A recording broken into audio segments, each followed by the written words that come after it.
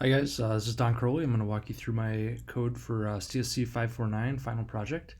Uh, Basic idea behind my project was to try to teach a AI agent, how to interpret stories emotionally the way the user would. So there's going to be some interaction between the user and the agent, and hopefully the agent will learn things that it can apply to future similar situations. All right, so the first part here, I'm going to show you, I do have the server socket connection up and running. I'm actually going to do my demonstration in Jupyter Notebook just because the neural network, one of the neural networks takes a long time to run, so I only ran one epic for my server socket connection here, whereas the Jupyter Notebook has five epics and just works a little bit better. All right, so just kind of walk you through the example. So let's start off with a simple story. Basically, the idea behind the story is character Lauren went to buy bread, however, she forgot, and she bought cookies instead. So kind of a simple story. So one of the things we do here is we store opinions on people.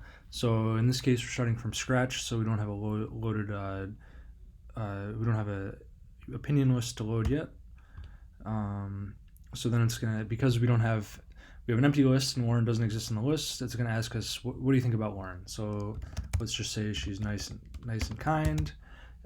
It's gonna do a sentiment analysis on this and decide if Lauren is a friend, if Lauren is a rival, or if Lauren is just somebody we don't really care about one way or the other. So in this case, it should target her as a friend. All right, so this is our story that provoked an emotion. Here's a story. So based on the AI agent, it recognized that she had a goal of buying bread, and that she did not achieve a goal.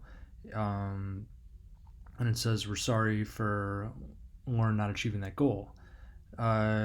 Okay, so now it's going to ask us for some feedback. Was the predicted emotion correct? So let's say, for the example, let's say no. So what was our actual emotional response? Let's say we're jealous. And then it asks us what questions could I have asked about this text to gauge my emotions. So basically the idea is the AI agent has two types of questions it can ask itself. These both come from BERT, which is bidirectional encoder representation from transformers. It's a relatively new language representation model. It's pretty powerful. So I use two different neural networks to be able to answer questions. The first one is an extractive question answering. So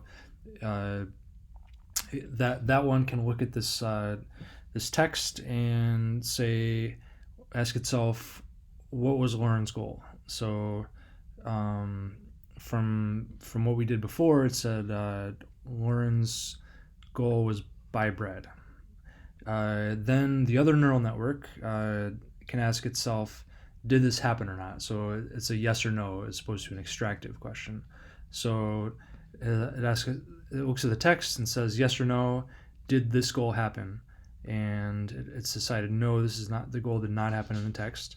So therefore we can say that the goal was not achieved, and because Lauren's a friend, we are sorry for Lauren. But we can also give it some other questions to ask. So let's say, did Lauren buy cookies? And all right, so then it asks us if we had a goal in the story, what was it? Let's say my goal was to buy cookies as well. And so now it's going to say, okay, I got it. So our emotion from the story is jealousy because we had a goal of buy cookies.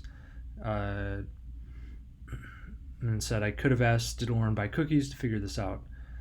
So that's all going to be stored in a database. So it's kind of building a system of questions and goals of the user, and using those to decide what sort of emotions come up.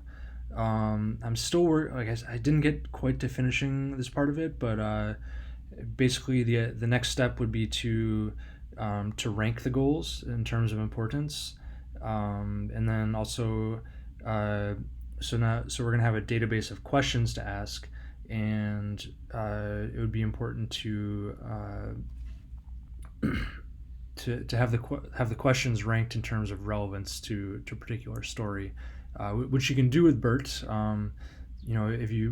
If you ask a bunch of questions, get a bunch of answers, you could choose the answer that had the highest like relevancy score. So that's it. Thank you for listening, and yep.